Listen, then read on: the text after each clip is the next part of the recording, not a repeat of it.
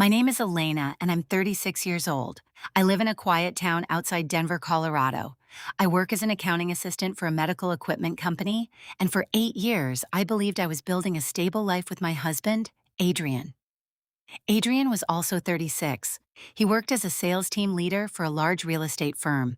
He was charming, polished, and always knew exactly what to say when other people were watching.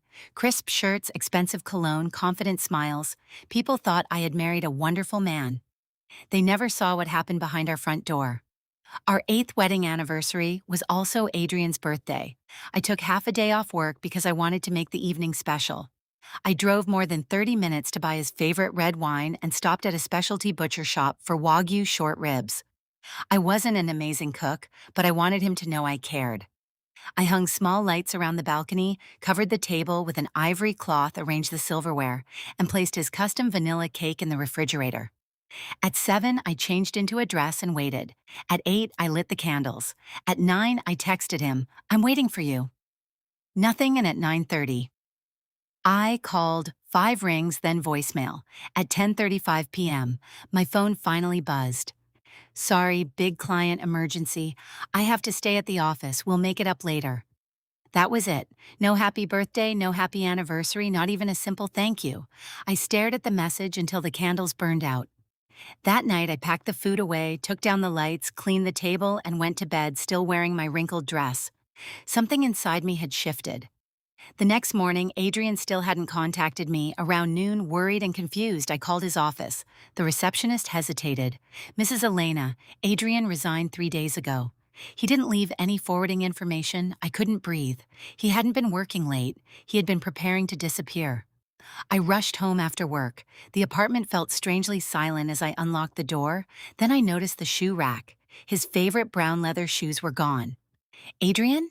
No answer. I ran into the bedroom. He was there, standing beside an open suitcase. Clothes were scattered across the bed. A navy suit, several shirts, a new pair of dress shoes, and a folder sat beside him. "Where are you going?" I asked. He looked at me without emotion. "I accepted a new job in Albuquerque. You quit your job without telling me?" He ignored the question, picked up the folder and placed it on the table. I opened it. Divorce papers. My hands went cold. "Adrian, what is this?" He looked directly into my eyes. "You're no longer the wife I need." And in that moment, after 8 years of marriage, I realized the man I had spent years trying to understand had already decided I was disposable. I stared at the divorce papers, waiting for Adrian to explain what had happened to the man I thought I knew. Instead, he zipped his suitcase. "You always put work first," he said. "The house is dusty, you barely cook, you don't care about me anymore." I almost laughed. "I work too. I pay half the rent. I clean, I cook whenever I can. And when you come home late, you tell me you already ate." "Don't make excuses," he snapped. "A real wife doesn't need reminders." That sentence hurt more than the divorce papers. For 8 years, I had adjusted my life around him while convincing myself that his coldness was temporary. Now he was blaming me for everything. "I never asked you for anything," I said quietly. "Not expensive gifts, not a perfect life. I only wanted you to treat me like your wife." He picked up his suitcase. "I've made my choice." Then he walked past me. I stepped toward the door. "After 8 years, that's all you have to say?" He stopped for a second. "I don't owe you anything anymore." The door closed behind him. 2 days later, building management called. "Mrs. Elena, Adrian requested termination of the apartment lease." I stood silently. "He says he no longer lives there." Of course he did. That evening, I searched through our old desk and found receipts for nearly everything in the apartment. The sofa, refrigerator, dining table, television, even several appliances were purchased under my name. He had taken clothes and electronics. He had left me with everything except a husband. For 3 days, I refused to sign the divorce papers. Then something changed. I received a reminder about my high school reunion. I'd already paid for the reservation weeks earlier. Back when I still believed Adrian and I would attend together, I almost canceled. Instead, I put on a simple black dress and went alone. The brewery was crowded with old classmates, laughter music, and memories. Then someone called my name. "Elena?" I turned. It was Nathan Carter, a former classmate who had played bass in our school band. He smiled warmly. "I almost didn't recognize you." We talked for hours. Nathan told me he had been divorced for 3 years and was raising his 6-year-old daughter. When he asked about Adrian, I simply said, "We're getting divorced." He didn't pity me, he just nodded. That small kindness meant more than he probably realized. The next morning, Adrian called. "I've already told the leasing office you need to move out. You could have asked whether I had somewhere to go." "You're an adult, figure it out." I took a breath. "Fine, I'll sign." There was silence, then I added, "And don't call me again." Hung up. For the first time, I wasn't afraid of losing him. I picked up the papers and signed my name. My hand didn't shake. 1 week later, the divorce was finalized. I thought that was the end. I was wrong. That night, Adrian sent me an email with one word in the subject line. Proof attached was a marriage certificate. He had married another woman. Her name was Marissa Whitmore, and when I saw her photograph, my heart stopped. I knew her. I knew Marissa Whitmore. I opened the photograph again. The woman beside Adrian looked elegant, confident, impossibly polished. Her blonde hair fell perfectly around her face and expensive jewelry glittered beneath the lights. But I recognized her eyes, Marissa Ellis. She had attended our high school for 3 years. Back then, she was quiet, thin, and uncomfortable around other students.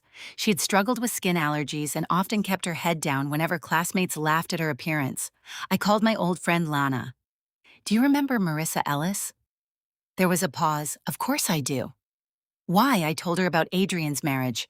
Lana laughed in disbelief. "You're kidding." Marissa changed after high school. "What happened?" "She moved to New York to study art. She had cosmetic procedures and reinvented herself. Then she came back to New Mexico and opened an art gallery." I stared at Adrian's wedding photograph. Why would he marry her immediately after our divorce? Lana became quiet. That part sounds suspicious. I didn't need her to explain. The pieces were already fitting together. Adrian had resigned from his job days before abandoning me. He had already secured another position in Albuquerque.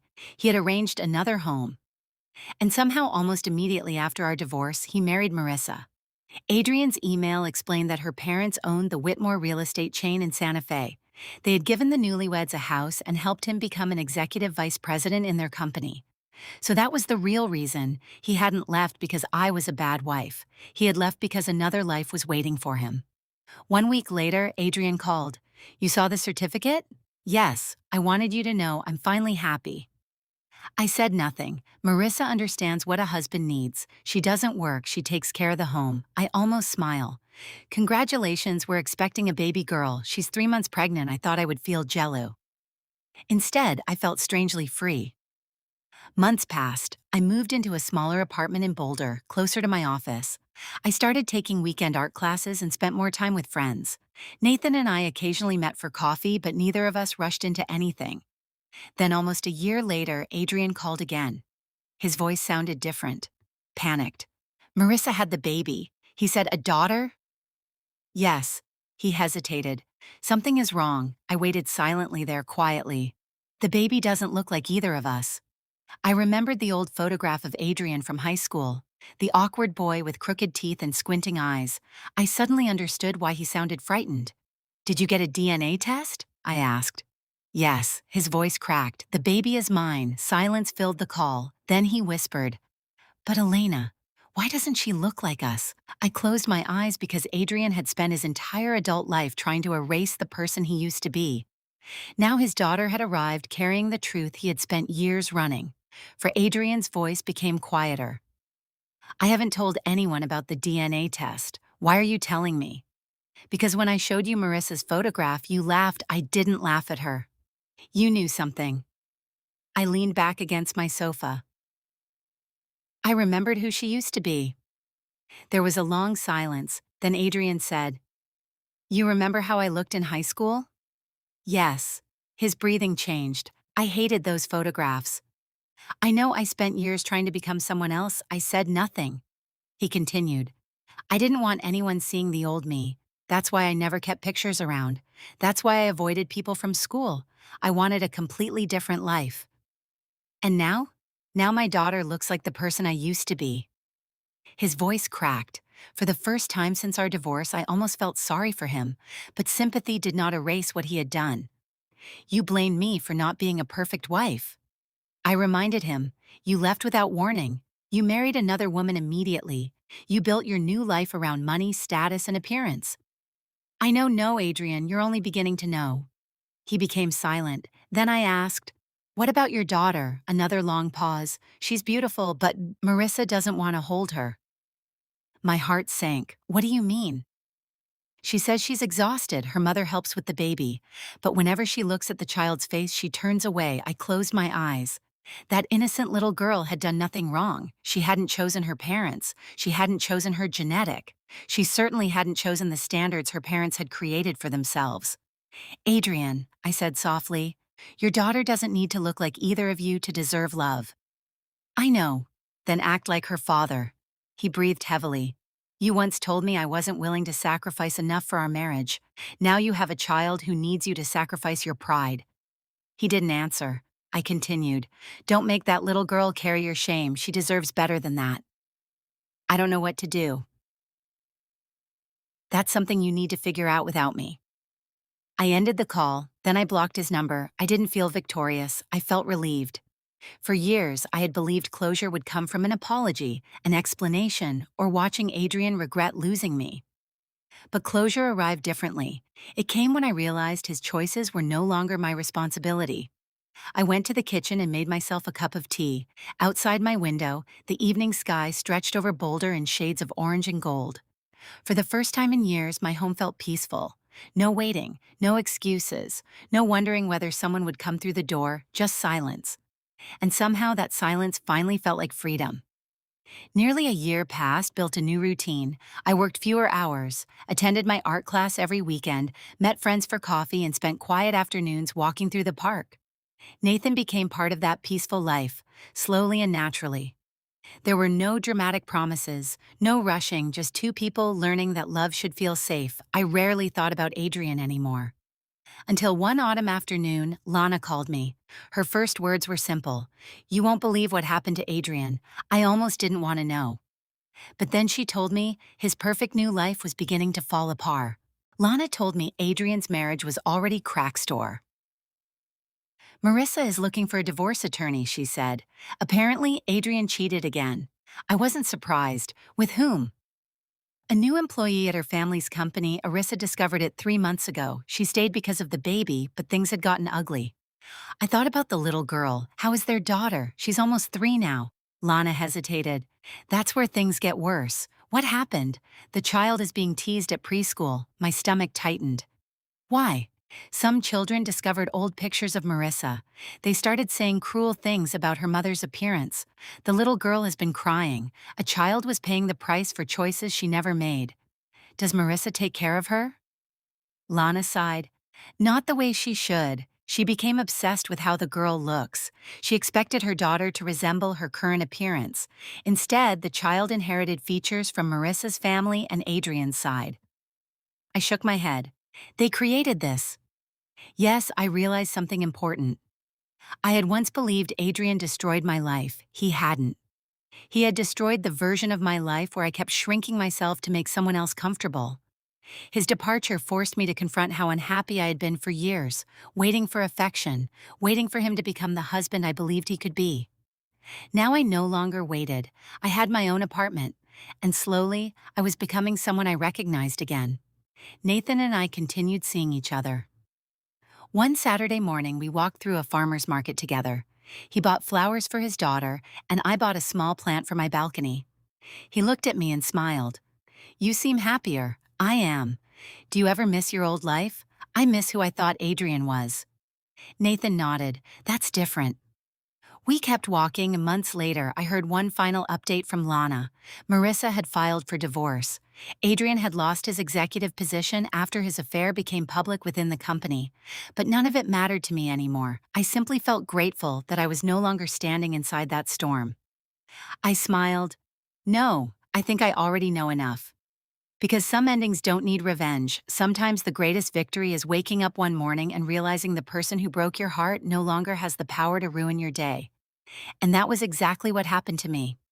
That evening, I stood on my balcony with a cup of tea and looked over the quiet neighborhood. A year earlier, I had been terrified of being alone. I thought losing Adrian meant losing my future.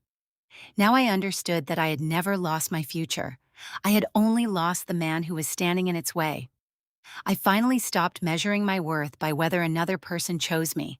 I chose myself. That was the real ending to our marriage. Not his new wife, not his failed career, not his divorce. Me, the woman who finally walked away without looking back, and for the first time, I was free. Nearly a year had passed since Adrian walked out, but I remembered that anniversary night. Not because I missed him, because it reminded me of the moment I understood that love cannot survive when only one person is willing to protect it. I spent 8 years trying to keep our marriage together. I cooked when I was tired. I worked when I wanted rest. I forgave explanations that never made sense. I kept believing that if I tried harder, Adrian would eventually appreciate Mom. He never did, but losing him gave me something I had forgotten existed in myself. I learned to enjoy mornings again. I planted herbs on my balcony, attended art classes, and began taking weekend trips with friends. Nathan remained in my life too. We moved slowly, without promises we weren't ready to make. I understood that a healthy relationship didn't require fear. One afternoon, Lana called again. Adrian and Marissa finalized their divorce, she said. I paused. Are you okay? I'm fine. And I was. Lana told me Adrian had left the Whitmore company after losing his position. Marissa had returned to her parents' home, and their daughter was receiving counseling because of their unstable home. I felt sad for the child, but I no longer felt responsible for fixing them. Then Lana said something that stayed with me. She asked about you. Marissa? No, her daughter. Apparently she saw an old photograph of you and asked who you were. I smiled. A child shouldn't have to understand her parents' mistakes. No, Lana agreed. I walked home through the park. Golden sunlight filtered through the trees, and children laughed near the playground. I watched them. I thought about Adrian, Marissa, and the life they had built around appearances. They had wanted perfect careers, perfect faces, and a perfect family. But life doesn't care about perfection. Eventually, reality appears. For Adrian, it appeared through a marriage he destroyed, a career he lost, and a daughter who reminded him of the past he desperately wanted to erase. For Marissa, it appeared through realizing that changing her appearance could never change her history. For me, reality appeared much earlier. It appeared the night I sat alone beside an untouched anniversary dinner. That was the night my marriage ended emotionally. Even though the legal papers came later, I no longer hated Adrian. I didn't need revenge. I didn't need him to apologize. I didn't need him to regret leaving. My victory was simpler. I became happy without him. I went home, made coffee, opened my balcony door, and watched the sunset. I thought being chosen by someone else would prove I was worthy. I knew better. My worth had never depended on Adrian choosing me. I had to choose myself, and I finally did. If Isabella's story touched you, please like this video, share your thoughts in the comments, and subscribe to the channel for more powerful family stories. Thank you for watching, and I'll see you in the next story.